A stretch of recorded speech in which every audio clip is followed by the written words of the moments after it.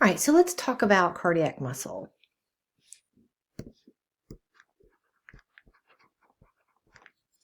Cardiac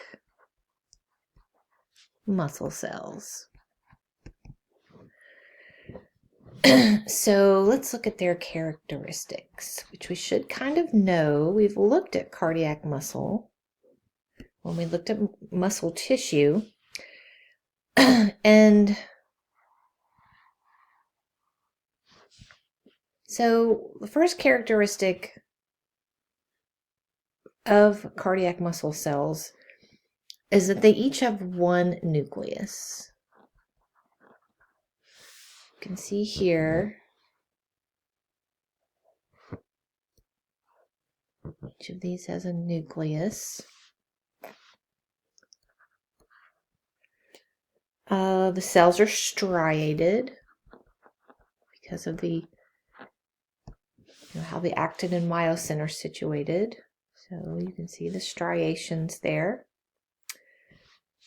So they caused by sarcomeres. Okay. Cardiac muscles contain a lot of mitochondria.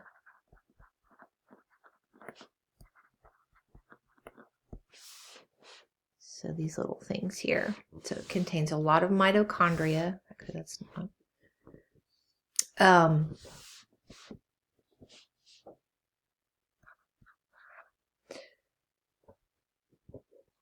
And it's about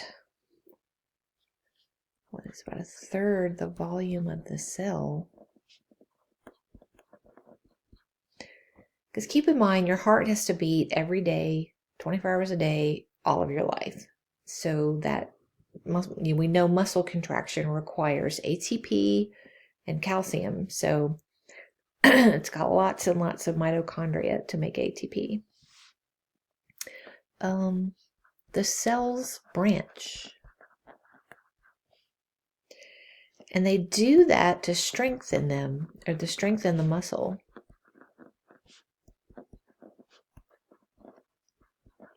And it keeps it from tearing. So we know that skeletal muscles can tear. And, when they're used or overused or whatever. So you don't want your cardiac muscle to tear. That would be very bad. The thing is, they have intercalated discs.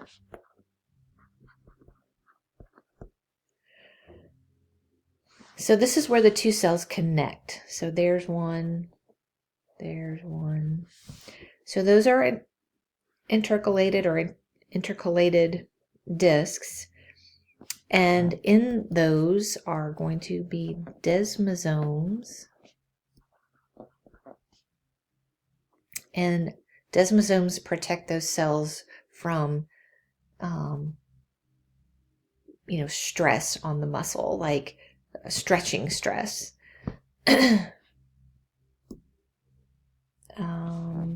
And they also have gap junctions.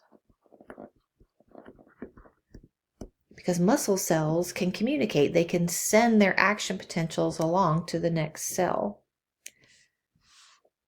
Number 6, they don't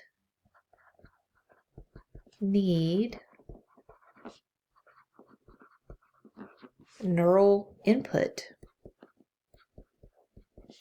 to contract.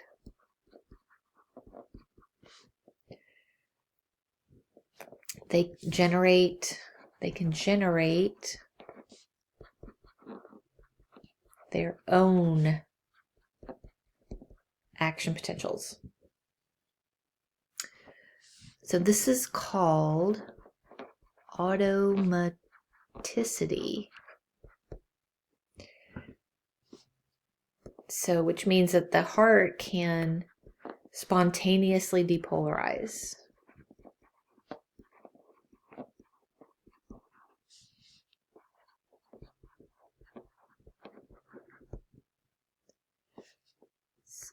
and that triggers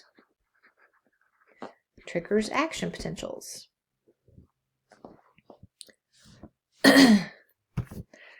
All right, number 7.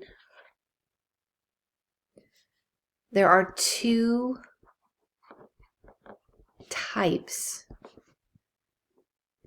of cardiac muscle cells.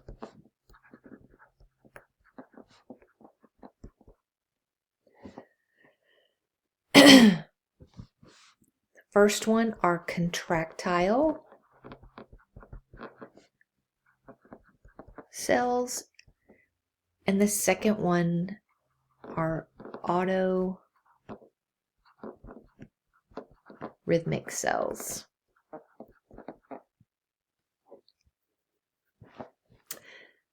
Contractile cells make up 99% of all the cells in the heart. So only 1% are going to be autorhythmic.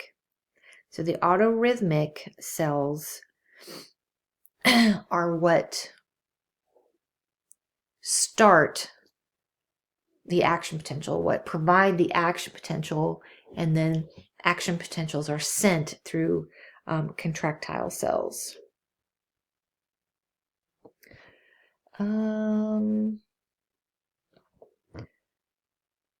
We get a heartbeat at about 22 days old. And it beats about 100,000 times per day. And it does this your whole life.